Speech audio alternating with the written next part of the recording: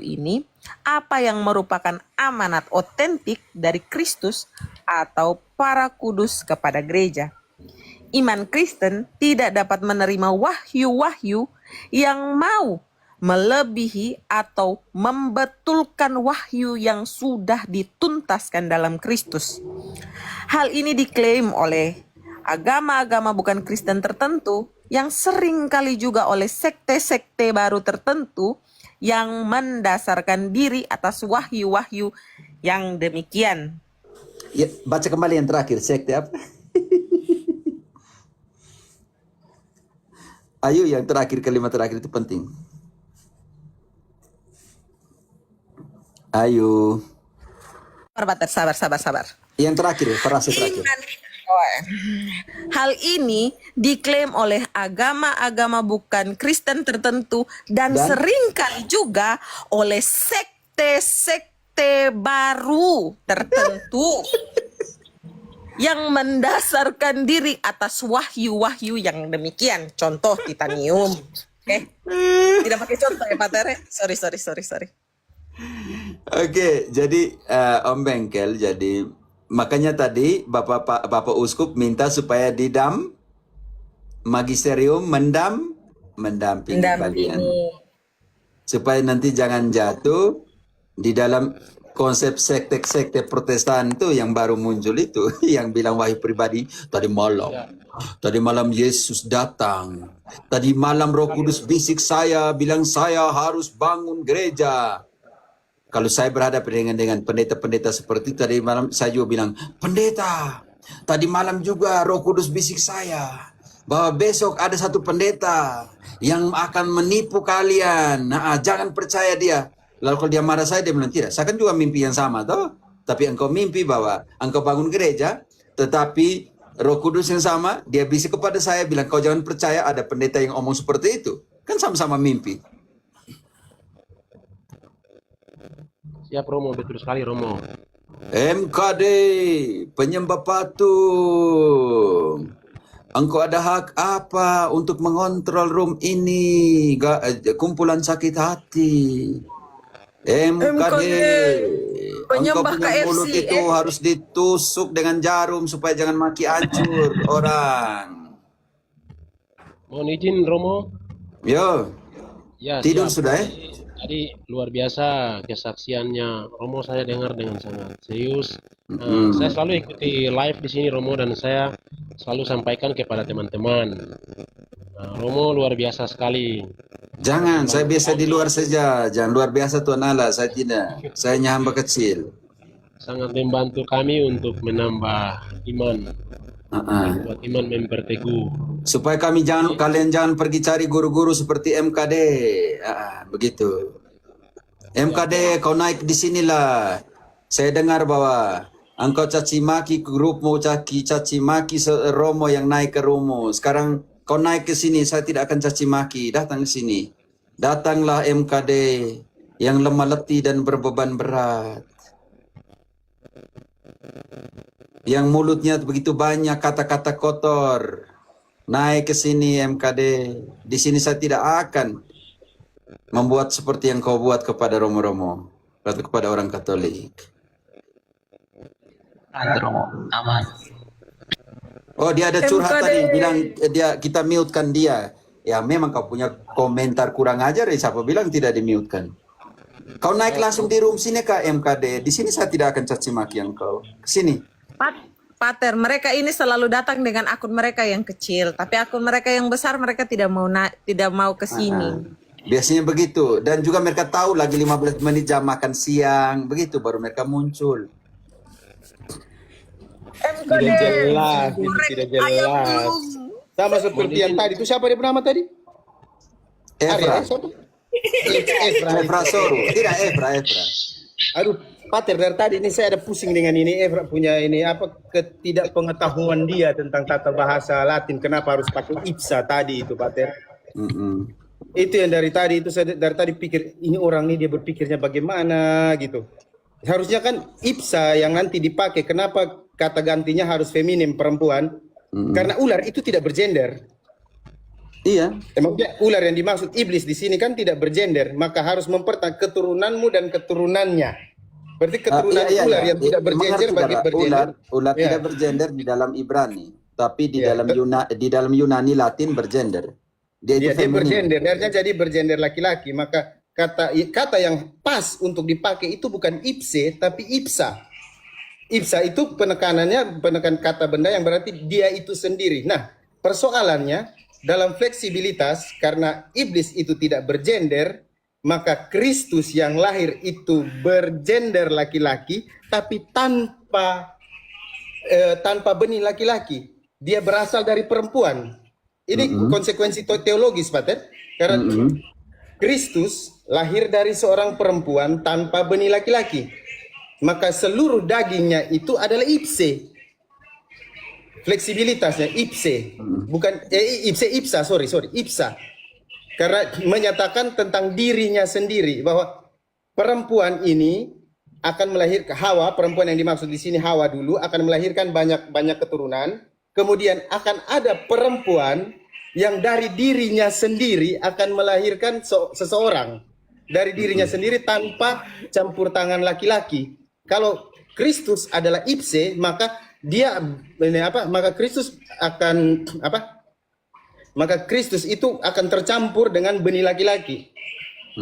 Dia berasal dari benih laki-laki, tapi dia tidak berasal dari benih laki-laki, maka harus digunakan kata ipse, ini ipsa. Sama seperti Petros yang ada laki-laki, kemudian gereja yang tidak bergender, kok tiba-tiba bisa jadi Petra, perempuan, feminim. Nah, dia tidak mengerti tata bahasa Latin ini, bahkan mungkin Yunani pun mungkin dia lebih tidak paham lagi. Hanya karena dalam Ibrani itu ada kata hu yang bergender laki-laki. Nah, seperti Petros dan Petra itu adalah sama kan, Pater? Tapi hanya beda di jenis kelamin. Dalam Kok Yunani, tiba-tiba gereja dalam Yunani koine sama sebenarnya. itu sudah, Pater. Kok tiba-tiba gereja itu bisa bergender feminim? Bagaimana ceritanya? Nah, sama juga seperti ini Kejadian 3:15 ini. Keturunan yang dimaksud ini Kristus yang benar-benar lahir dari perempuan tanpa benih laki-laki. Ini penegasan yang nanti ke depan fleksibilitas dalam tata bahasa Latin untuk dipakai, karena ipse itu akan berubah makna seiring dengan seiring dengan yang mengikutinya. Contoh kayak res ipsa loquitur, sesuatu berbicara dari dirinya sendiri. Dia bisa saja jadi netral, dirinya sendiri itu netral di sini, tapi harus digunakan kata ipsa, karena siapapun yang nanti menggunakan itu, dia akan berubah jadi ipse laki-laki atau ipsa perempuan. Nah, mereka kan kalau misalnya dalam tata bahasa Latin itu kan setiap kata itu punya gender. Nah, ini yang dia tidak paham. Sedang Pater tadi bilang dalam bahasa Ibrani tadi kan tidak bergender. Kan, Ibrani tidak bergender. Ya. Dan konsekuensi teologisnya Kristus yang adalah laki-laki tapi memiliki daging yang berasal dari perempuan tanpa campuran benih laki-laki. Nah, bagaimana itu? Bisa menggunakan ipse? Tidak bisa, Pater. Jadi saya hanya mau jelaskan itu, Pater. Soalnya dari tadi ini ada mengkusut di isi kepala nih, Pater, hanya gara-gara dia. Tadi kan tidak kesampaian, kasih keluar, Pater. Tidak apa-apa, kita doakan dia. Oke, selamat malam teman-teman. Selamat malam, Salam malam. Pater. Ya, Romo, boleh bertanya sedikit, Romo? Oh ya, silakan. Dengan siapa? Ya, Dengan siapa? dengan Romo maksudnya bertanyanya. Tidak. Dengan siapa yang lagi omong nih? Perkenalkan diri dulu, perkenalkan saya ini dari sini gitu loh. Ya, perkenalkan saya dari Protestan, tapi sudah ikut katekumen, Romo. Yang kemarin udah sering naik sini bertanya-tanya sama Romo KP. Oh ya, tapi namamu ganti terus jadi saya tidak ingat. Namanya Ya memang ganti. komunis Oke, gitu sih. silakan. By the way, saya mau tanya Romo mengenai kemanusiaan Yesus. Apakah kemanusiaan Yesus itu memiliki Tuhan atau gimana, Romo? Coba jelaskan dengan Alkitab, Romo. Kemanusiaan Yesus memiliki Tuhan, ataukah di dalam kemanusiaan Yesus itu hidup siapa yang ada di dalam kemanusiaan Yesus? Jawaban mati ada di dalam Kolose 2 ayat 9.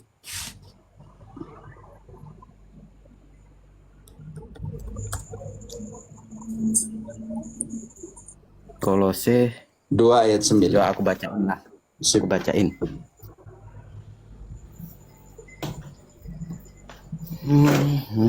Kolose aku nih bawa Alkitab nih. Betul. Mohon maaf Romo.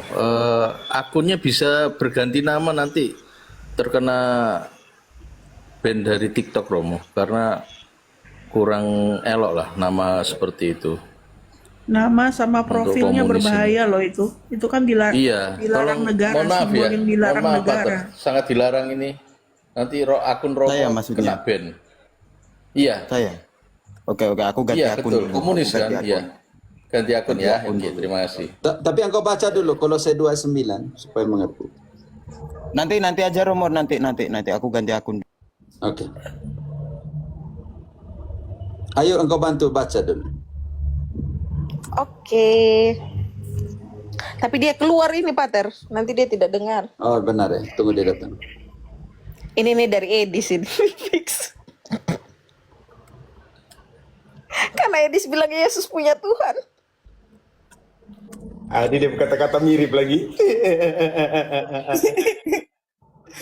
Dia pikir Yesus itu kerasukan Tuhan. Aduh, itu bidat apa lagi dia nama tuh, saya lupa itu.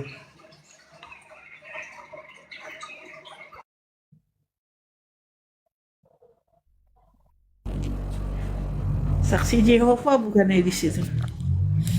Mohon izin Romo, izin turun Romo, terima kasih. Oh ya. Yo.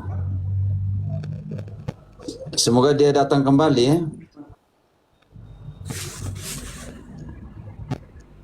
Biasanya kalau ganti akun tuh butuh berapa menit ya untuk ganti tukar? 5 menit lah paling lama. Akun kecilnya udah mumpuni ya, hitungan detik Romo 5-10 detik cepet sampai. Oh, Nietzsche nih mungkin ya. Coba. Ya, salve. Maaf ya Romo ya. Paman, Ya. keren. Siap lanjut. Kolose berapa tadi? Aku 2 ayat 9. Ayat 9. Kolose. Oh, ini. 2 ayat 9.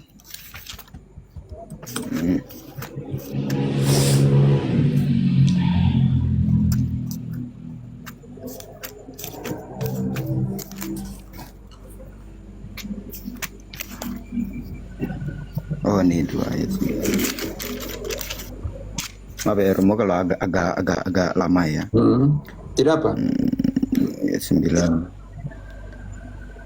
Sebab dalam dialah berdiam secara jasmaniah seluruh kepenuhan keilahian. Itu. Apa yang kau mengerti di situ? Di dalam tubuhnya yang manusia berdiam seluruh kepenuhan kealihannya. Betul. Dialah Allah? Iya, Oke. Allah. Firman menjadi manusia dan tinggal di antara kita, dan firman itu apa? Yohanes 1 ayat 1. Firman itu Allah atau Yohanes tidak? 1. Oke.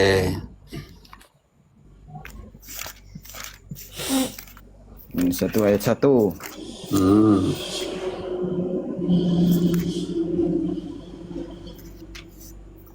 Pada mulanya sudah ada. Oh, ini pada mulanya sudah ada firman. Firman itu bersama dengan Allah dan firman itu adalah Allah. Ayat 14. Dan firman itu adalah Allah, dan firman itu menjadi apa? Firman yang ada Allah Itu adalah Allah menjadi apa? Ayat manusia. 14. Menjadi manusia dan tinggal di antara kita, dan kita telah melihat kemuliaannya, yaitu kemuliaan sebagai anak tunggal Bapa, penuh anugerah dan kebenaran. Oke. Garis Siap, bawahi. siap. Oke. Dia adalah anak. Anak Allah. Dia adalah anak Allah. Dia adalah anak. Oke. Bapakku ya. Dalam pengerti dia memanggil Allah sebagai Bapa. Betul. Oke. Bapa itu Allah? Iya, betul. Oke, makanya kalian dia Steve atau siapa pun pakai Yohanes 20 ayat 17, tetapi tidak tahu konteksnya bagaimana. Oke. 20 ayat 17 ya. Yohanes yang Bacain kalian atau pakai, gimana, mungkin Romo? Edis pakai juga di situ. 20 ayat.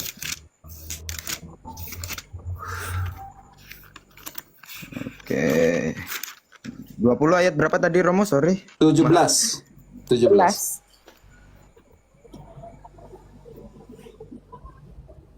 Ayat 11 ya. 17. Oke. 17. Oh, 17. Kata Yesus kepadanya, "Janganlah engkau memegang aku terus, sebab aku belum naik kepada Bapa.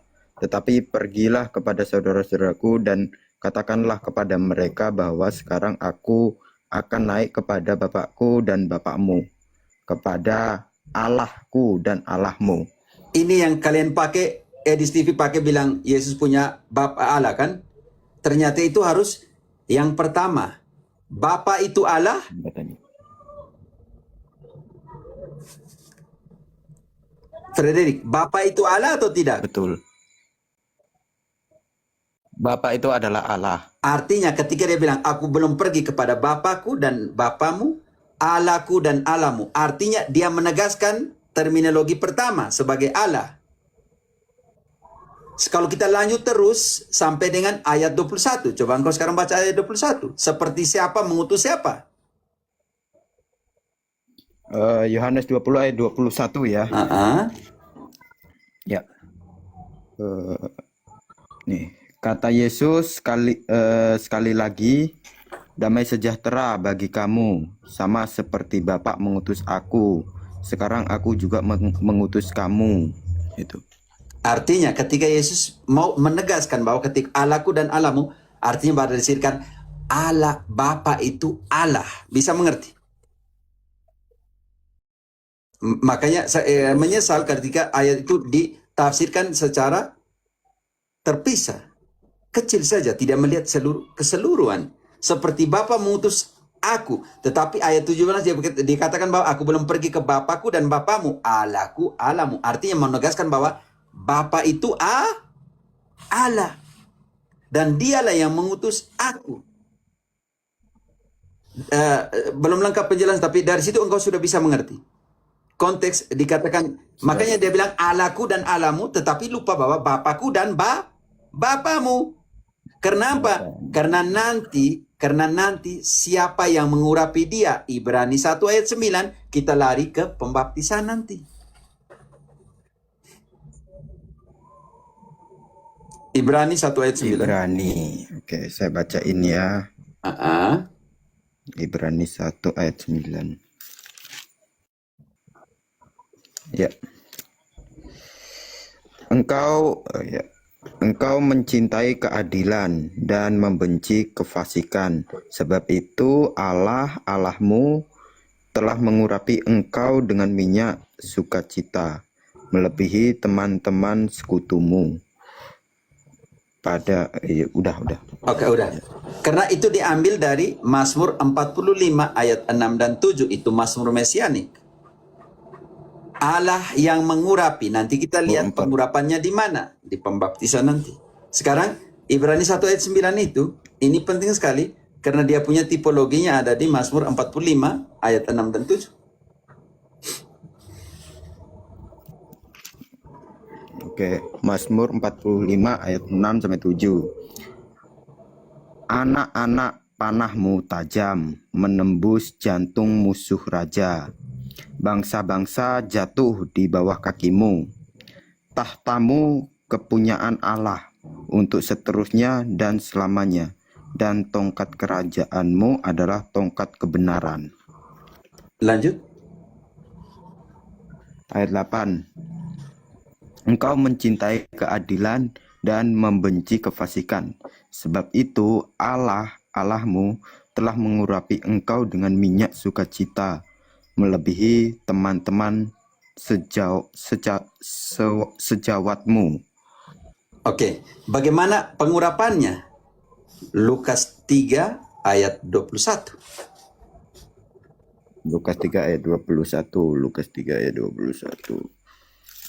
Oh ya, sebelum kau lanjut, penggugat, engkau tahu bahwa lagi 1 menit saya mau makan siang baru engkau minta naik. Kenapa terlalu pengecut dari awal engkau tidak meminta naik? Jadilah dewasa lah. Oke. Oke. Maaf, Fredrik, engkau tidak masalah ya. Saya lihat ada di kolom yang untuk naik, salah satunya penggugat. Dia tahu bahwa jam 12 saya harus berhenti. Nah, dia minta ketika saya selalu mau berhenti. Ini pengecut yang bagi saya itu tingkat tinggi sudah pengecutnya. Lalu syarat kedua, kalau engkau sudah mau buka kau punya kamera, baru kau boleh naik. Kalau engkau bilang pakai akun asli penggugat supaya saya mau lihat kau muka. Kalau tidak, tidak usah. Engkau tahu selalu bahwa saya jam 12 harus berhenti makan siang. Lalu engkau masuk di kolom meminta naik. Itu tidak fair. Tidak fair penggugat. Itu pengecut. Minta maaf. Lanjut, Frederick. Baca ayat itu. Oke. Lukas 3 ayat 21. Ketika seluruh orang banyak itu telah dibaptis dan ketika Yesus juga dibaptis dan sedang berdoa, terbukalah langit. Apa yang turun? Terbukalah langit. Ya, betul. Terbukalah langit. Apa yang turun? Lanjut ayatnya. Terbuka langit. Dan apa yang turun? Dan turunlah Roh Kudus dalam wujud serupa burung merpati ke atasnya. Terdengarlah suara dari langit. Engkaulah anakku yang terkasih, kepadamulah aku berkenan. Engkaulah anakku yang terkasih, kepadamulah aku berkenan. Diurapi dengan Roh Kudus. Ini penting sekali, Frederick. Penting sekali dipahami. Ketika mengatakan Bapamu dan Bapakku, Allahmu dan Allahku, Yesus sementara menegaskan ke Maria Magdalena bahwa Bapa itu Allah. Bisa mengerti, Frederick? Bisa, Romo. Pelan-pelan aja. Pelan-pelan santai saja. Maaf tadi tidak ada hubungan dengan engkau tadi, penggugat. Penggugat selalu begitu. Oh iya. Dia tahu bahwa saya mau makan siang jam 12, dia mulai minta naik. Mulai type aneh-aneh di bawah. Tetapi tidak mau pakai akun palsu, akun asli. Dia pakai akun yang 18 orang supaya jangan buka kamera. Tapi saya sudah kasih dia selalu persyaratan. Kau pakai kau punya akun palsu, asli, dan kau jangan naik waktu saya mau makan siang. Itu kan tidak fair. Iya, ex-goper bilang, oke, penggugat kalau mau debat sama Romo, tentukan tanggal, tentukan waktu. Oke, buka kamera. Temanya nanti ketika ada yang tanya di situ, jangan kau siapkan. Dan saya mau kenal engkau secara pribadi, muka dengan muka. Jangan takutnya kau main selalu pakai ini apa chip JPG, Gemini apa. Itu namanya tidak tahu apa-apa. Oke, minta maaf Frederick. Frederick, engkau bisa mengerti? Karena itu, engkau baca lagi dalam Kolose. Di dalam tubuh jasmani itu ada siapa? Allah secara utuh atau tidak Allah secara utuh? Baca kembali Kolose 2 ayat 9. Ayat 9. Oke, 2 ayat 9 ya. Sebab dalam dialah terdiam secara jasmania seluruh kepenuhan keilahian.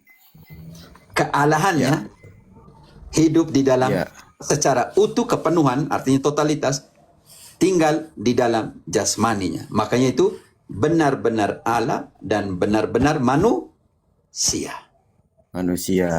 Berarti di dalam diri Yesus itu ada Allah itu, Allah Bapa itu ya di dalam diri Yesus. Bukan Allah Bapa itu.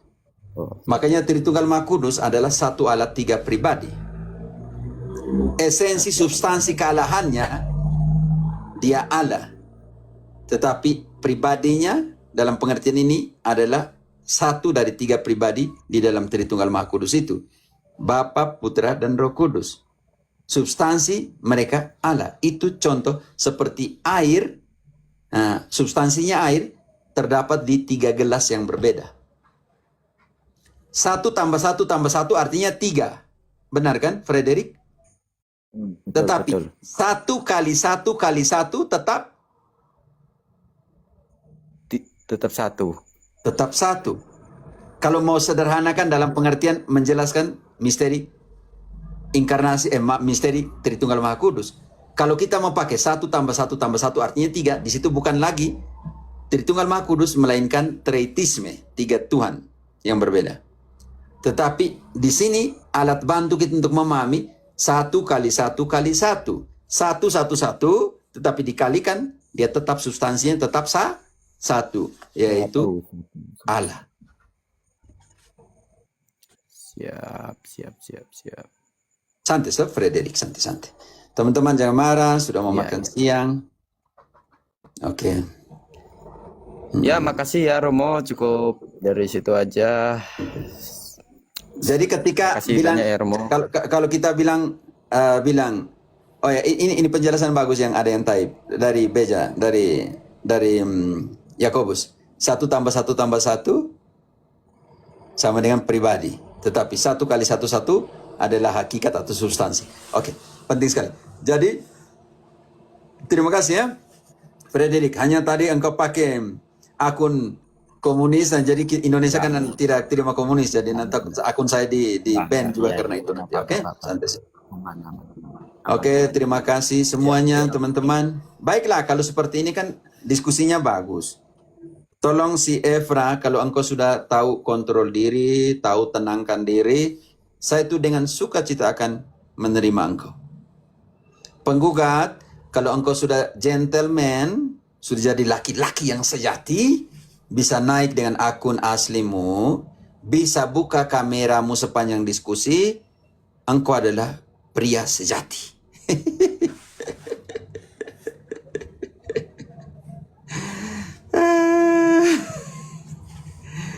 Oke, dia tidak mau. Dia tidak mau pakai akun asli. Oke, teman-teman, minta maaf. Saya harus makan siang. Bukan karena takut si penggugat, tapi penggugat itu selalu main kotor. Dia selalu minta naik ketika lagi 5 menit, lagi 10 menit. Dia tahu bahwa saya tidak akan bisa melanjutkan karena makan siang di biara. Oke, terima kasih. Tuhan memberkati kita semua. Oke, Iren, Selamat malam teman-teman semuanya. Nona Ayu, Tante Julita, Tante Ayu. terima kasih semuanya. Nanti yang semua yang kita kumpulkan malam hari ini, nanti kita kirim ke Caritas untuk si Bolga, untuk apa, walaupun tidak banyak, tetapi kita akan tetap kumpul. Nanti besok saya beritahu berapa yang masuk. Oke, terima kasih. Yuk. Siap, Romo. Terima kasih. Terima kasih.